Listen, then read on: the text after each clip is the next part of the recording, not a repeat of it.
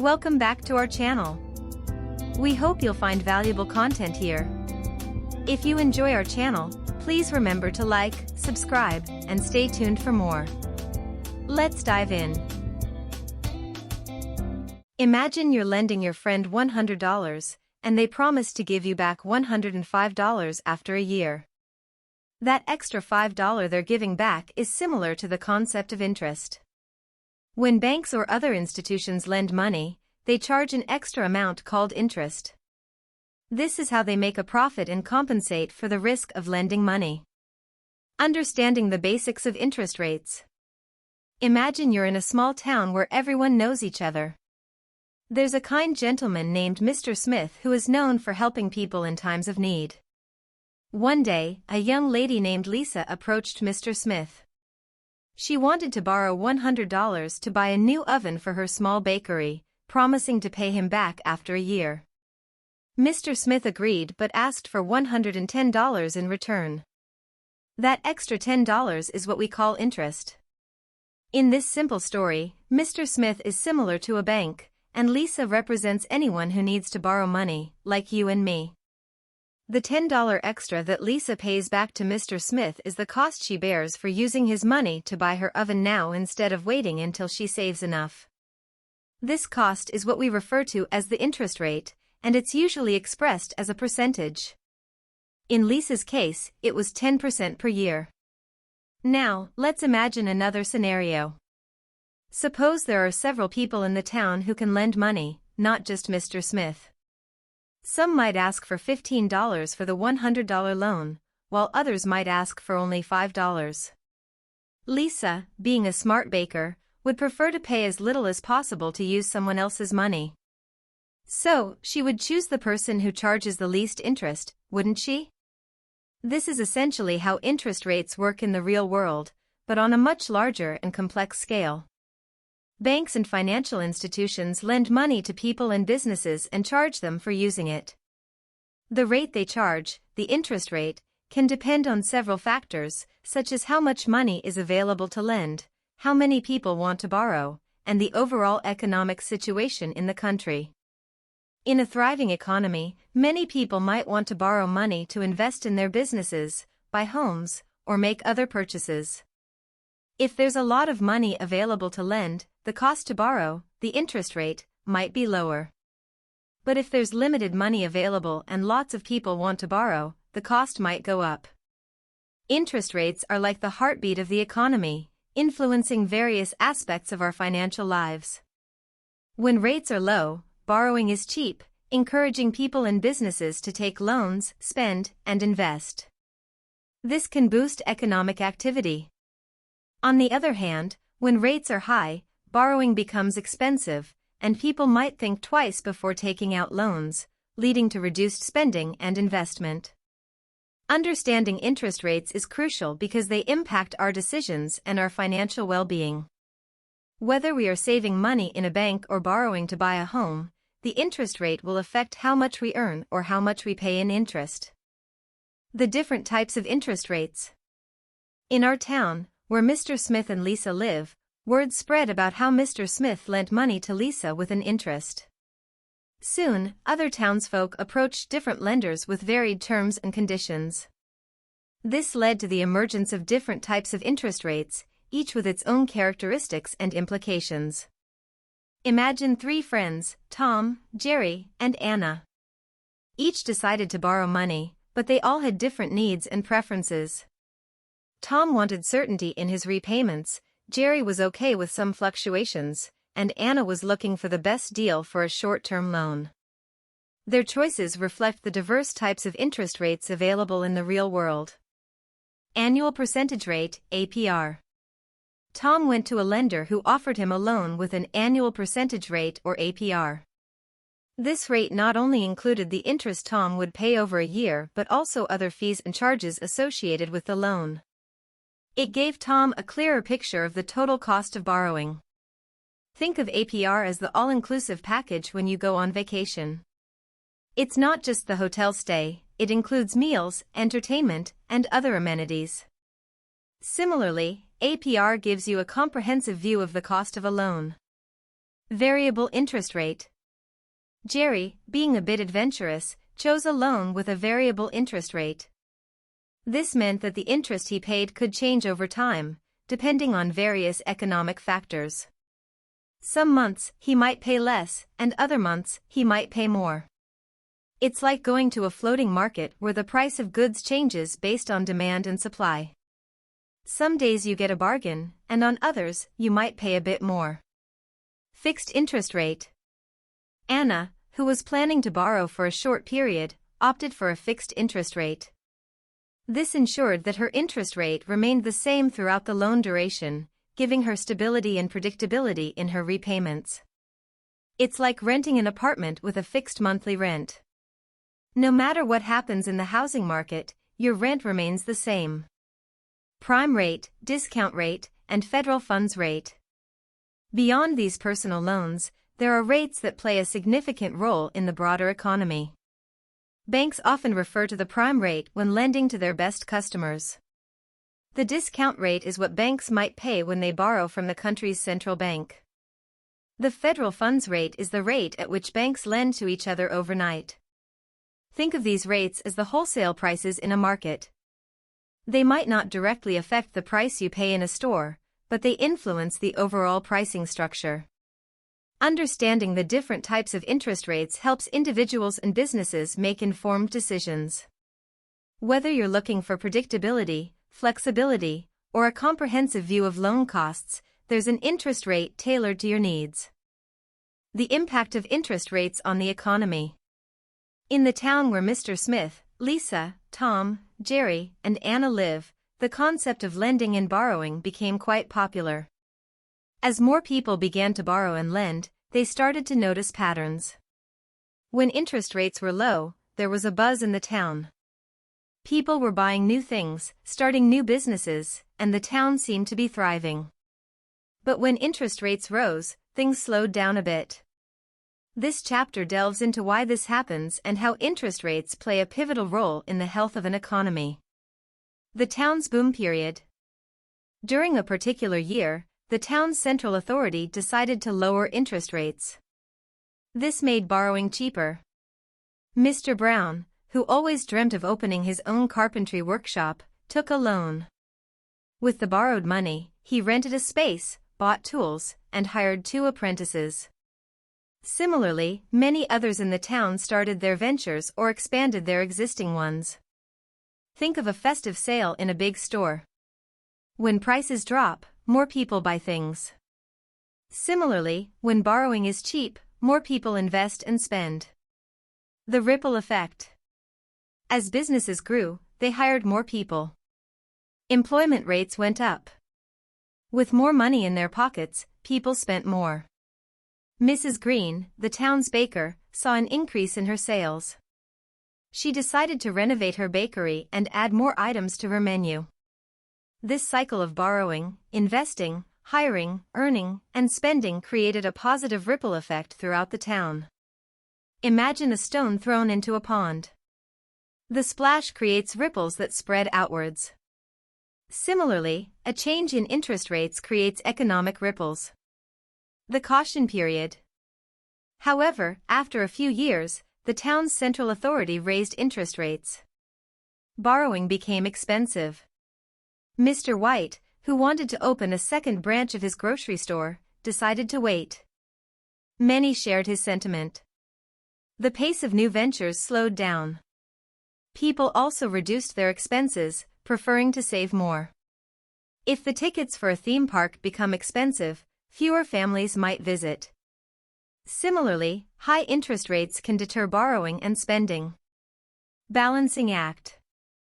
The town's central authority had a challenging task.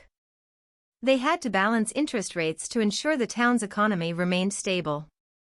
Too low for too long could lead to everyone borrowing recklessly, leading to debts they couldn't repay. Too high could stifle growth and innovation. It's like adjusting the temperature of a room. Too hot or too cold isn't comfortable. It needs to be just right. Interest rates, as simple as they might seem, have profound effects on an economy. They influence decisions of individuals and businesses, which in turn shapes the economic landscape. By understanding this, people can make informed decisions, whether it's starting a business, buying a home, or saving for the future. Interest rates and the individual. While the town's economy was a reflection of collective actions, at the heart of it all were individual decisions.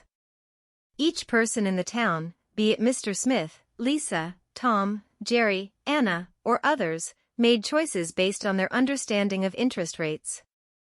This chapter delves into how interest rates directly impact individuals, both as borrowers and savers. A tale of two neighbors. Meet Mrs. Robinson and Mr. Martinez, two neighbors with contrasting financial situations. Mrs. Robinson had saved a considerable amount over the years and kept her savings in the town's bank. Mr. Martinez, on the other hand, had dreams of renovating his home and was considering taking out a loan. Mrs. Robinson's joy. With the rise in interest rates, Mrs. Robinson noticed that her savings account was growing faster. The bank was paying her more for keeping her money with them.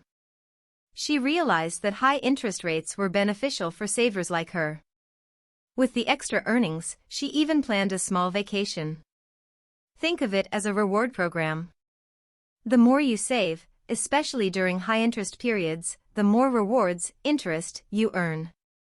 Mr. Martinez's dilemma.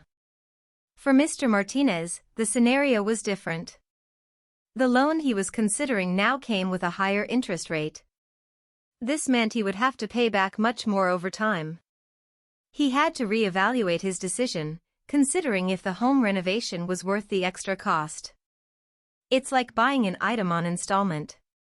If the interest is high, the total cost of the item becomes much more than its original price. The balancing act of decisions.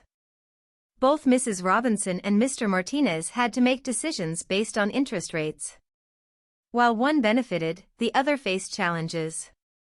This is the dual nature of interest rates. They can be a boon for savers but a bane for borrowers. It's similar to a seesaw. When one side goes up, interest rates benefit savers, the other side goes down, challenges for borrowers.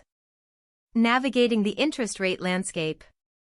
Understanding interest rates can empower individuals to navigate the financial landscape better. By keeping an eye on interest rate trends and understanding their implications, individuals can time their financial decisions, be it saving, investing, or borrowing, to their advantage. It's like checking the weather forecast before planning an outing. Knowing if it's going to rain can help you decide whether to carry an umbrella or reschedule. Interest rates, while a macroeconomic concept, have very personal implications. They influence our daily financial decisions, aspirations, and future planning.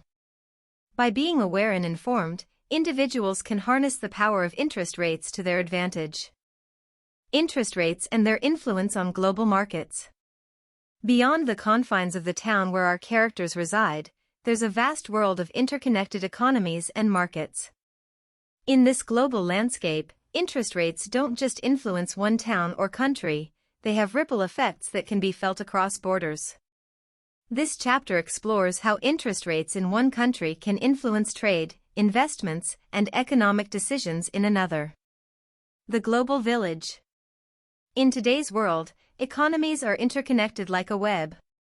A decision in one part of the world can have consequences in another. This interconnectedness is often referred to as globalization. And in this global village, interest rates play a pivotal role. Think of the world as a giant marketplace. If one shop offers a discount, it might attract customers from neighboring shops. Similarly, if one country offers attractive interest rates, it might draw investors from other countries. Foreign investments and interest rates. When a country raises its interest rates, it often becomes a magnet for foreign investors. Higher interest rates can offer better returns on investments like bonds. As foreign investors buy these bonds, they also buy the country's currency, leading to an appreciation in its value. Imagine a popular food stall in a festival. If it offers a unique and delicious dish, people from all over the festival might flock to it, making it even more popular. Trade implications. A rise in a country's currency value due to high interest rates can have trade implications. As the currency becomes stronger, the country's exports become more expensive for foreign buyers, potentially reducing demand. On the flip side, imports become cheaper, which might increase domestic demand for foreign goods. If the value of your local currency goes up, a toy made in another country might become cheaper in your local store. But the toys you produce might become expensive for kids in other countries. Capital flight and interest rates. Conversely, if a country lowers its interest rates too much or if its economy seems unstable, it might lead to capital flight. Investors might pull their money out in search of better returns elsewhere, leading to a potential economic downturn. If a bank suddenly offers very low interest on savings, customers might move their money to another bank that offers better rates. In the intricate dance of global economies, interest rates are like the rhythm guiding the steps. They influence investment flows, trade balances, and currency values. For individuals, businesses, and governments, understanding this global perspective is crucial for making informed decisions in an interconnected world. Navigating the world of compounded interest.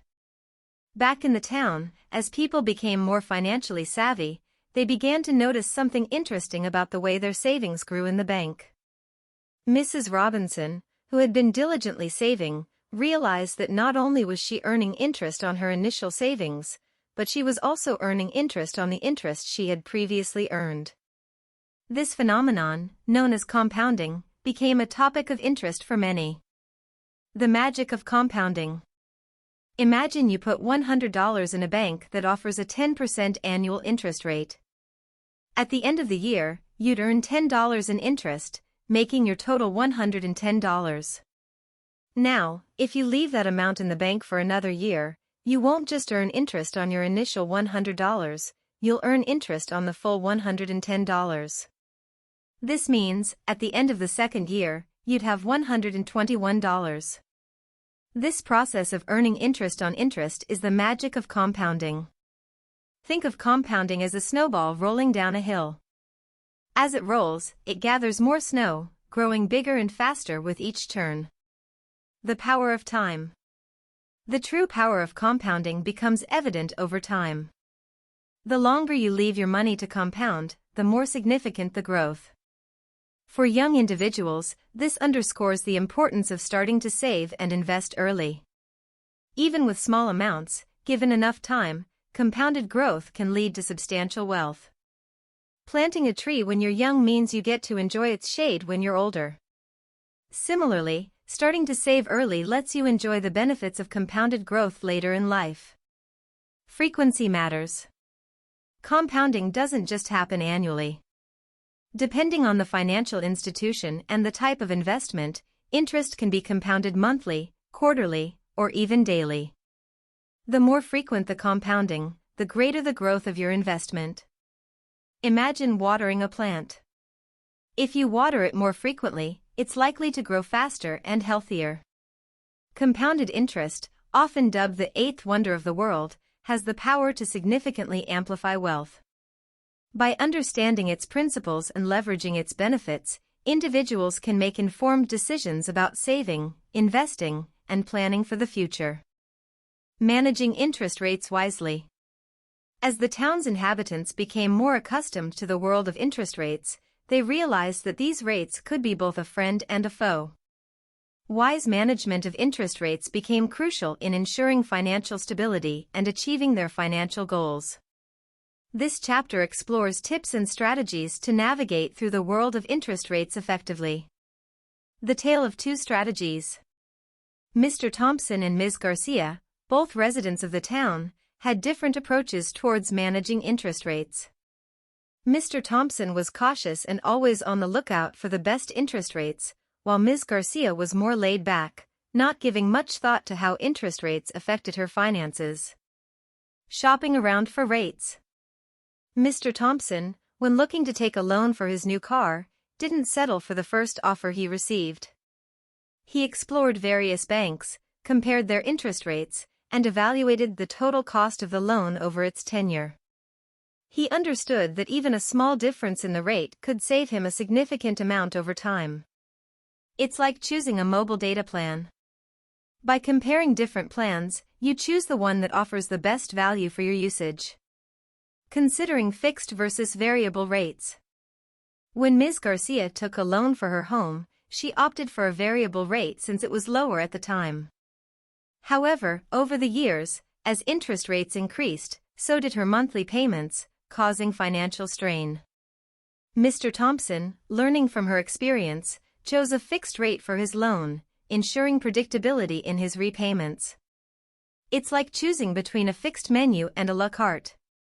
With a fixed menu, you know the cost up front, while a la carte, though tempting, can add up to be more expensive. Paying down debt. Mr. Thompson also focused on paying down his debt as quickly as possible. He occasionally used any extra income, like bonuses, to make additional payments on his loan, reducing the principal amount and, consequently, the interest. It's like paying off a tab at a local store. The sooner you clear it, the less you have to worry about it. High-yield savings account. On the other hand, Ms. Garcia kept her savings in a regular account, earning minimal interest. Mr. Thompson chose a high-yield savings account, ensuring his savings grew at a much faster rate, harnessing the power of compounding discussed in the previous chapter. It's like choosing between two jobs, one that offers regular raises and one that doesn't. The one with raises will provide more financial growth over time. Interest rates can be navigated wisely by being mindful of the choices we make, whether it's choosing the right kind of loan, paying down debt, or selecting where to save our money. By being proactive and informed, we can ensure that interest rates work in our favor, aiding us in achieving our financial aspirations. The factors influencing interest rates. While the townsfolk had become adept at navigating the world of interest rates, a natural curiosity arose among them. What drives these rates? Why do they fluctuate? This chapter delves into the various factors that influence interest rates, providing a deeper understanding of the forces at play. The central bank's role. At the heart of the town's financial system was its central bank. This institution had the primary responsibility of setting short-term interest rates. Their decisions were often based on the broader economic goals, such as controlling inflation, managing employment levels, and ensuring economic stability. Think of the central bank as the thermostat of a house. It adjusts the temperature, interest rates, to ensure the house economy remains comfortable. Inflation and its impact. One of the central bank's main concerns was inflation, the rate at which prices of goods and services rise. If prices rose too quickly, high inflation, the bank might increase interest rates to curb excessive spending and borrowing. Conversely, if the economy was sluggish, they might lower rates to stimulate growth. It's like adjusting the speed of a treadmill. If you're going too fast and risk falling, high inflation, you slow down. If you're going too slow and not getting a workout, slow economy, you speed up. Economic growth and employment. The health of the economy was another significant factor. If the economy was booming and employment levels were high, there might be a risk of it overheating. In such cases, the central bank could raise interest rates to cool things down. On the other hand, during economic downturns, lowering rates could provide the necessary boost. Imagine driving a car. If you're going too fast, you might brake a bit. If you're moving too slow, you'll press the accelerator. Supply and demand of money. Just like any other commodity, the principles of supply and demand apply to money. If there's a high demand for loans, money, banks might increase interest rates. Conversely, if there's an excess supply of money in the system, rates might be lowered to encourage borrowing. Think of a popular toy during the holiday season. If it's in high demand and short supply, its price might go up.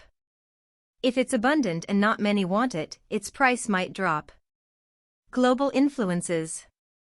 In our interconnected world, events in one country can influence interest rates in another. For instance, if major economies have high interest rates, it might attract global investors, leading to changes in currency values and, subsequently, interest rates. It's like fashion trends. If a particular style becomes popular in one country, it might influence fashion choices in another. Interest rates are influenced by a myriad of factors, both domestic and global. By understanding these influences, individuals, businesses, and governments can better anticipate rate changes and make informed decisions. The different types of interest rates. As the townspeople delved deeper into the realm of finance, they encountered various types of interest rates. Each type had its own characteristics, purposes, and implications. This chapter aims to demystify these different rates, helping readers understand when and how they come into play. The annual percentage rate, APR. The most commonly encountered rate, the APR, represents the total cost of borrowing over a year. It includes not just the interest but also other fees and charges. It's a comprehensive measure that gives borrowers a clearer picture of what they're truly paying. Think of APR as the total price tag on an item, including tax and other charges. It gives you the complete cost up front. The prime rate. Often mentioned in financial news, the prime rate is the interest rate that commercial banks offer to their most creditworthy customers.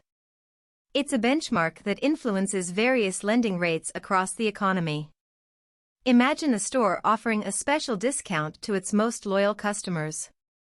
The prime rate is somewhat similar, offering the best rates to the most reliable borrowers. The discount rate. This is the interest rate at which commercial banks borrow funds directly from the central bank. It plays a crucial role in monetary policy and can influence the availability and cost of credit in the economy. Think of it as a wholesale rate. Just as retailers might get goods at a discounted wholesale price, banks get money at the discount rate. The federal funds rate. In countries with a federal banking system, this rate is the interest at which banks lend funds to each other overnight. It's a critical rate that influences other short-term interest rates and liquidity in the banking system. Imagine a group of friends who often lend small amounts of money to each other for short periods. The federal funds rate is like the interest they might charge each other. Fixed versus variable rates. We've touched upon this before, but it's worth revisiting. Fixed rates remain constant over the loan's life, offering predictability. Variable rates, on the other hand, can fluctuate based on various economic factors, leading to varying repayment amounts. A fixed rate is like renting a house at a set monthly rate, while a variable rate is like a utility bill that can change based on usage. Understanding the different types of interest rates is crucial for making informed financial decisions. Whether borrowing, saving, or investing, knowing which rate applies and how it's determined can greatly influence outcomes. Wrapping up a comprehensive summary of interest rates. As our journey through the world of interest rates comes to a close, it's essential to revisit the key concepts and insights we've gathered. This final chapter provides a comprehensive summary, encapsulating the essence of what we've learned and offering a holistic view of interest rates and their significance in our financial lives. The basics of interest rates. Interest rates represent the cost of borrowing money. Set by banks and financial institutions, they are influenced by various factors, including the economy's health, inflation, and money's supply and demand. They play a pivotal role in shaping individual financial decisions and the broader economic landscape. The impact of interest rates. Low interest rates can stimulate economic growth by making borrowing cheaper, while high rates can curb inflation. On a personal level, high rates make borrowing expensive but saving lucrative, and vice versa for low rates. Different types of interest rates. From the APR, which gives a complete picture of borrowing costs, to the prime rate for creditworthy customers, and the federal funds rate that influences short-term rates, each type of interest rate has its own implications and applications. The magic of compounding. Compounding is the process where interest is earned on interest, leading to exponential growth over time. It underscores the importance of starting to save early and understanding the frequency of compounding.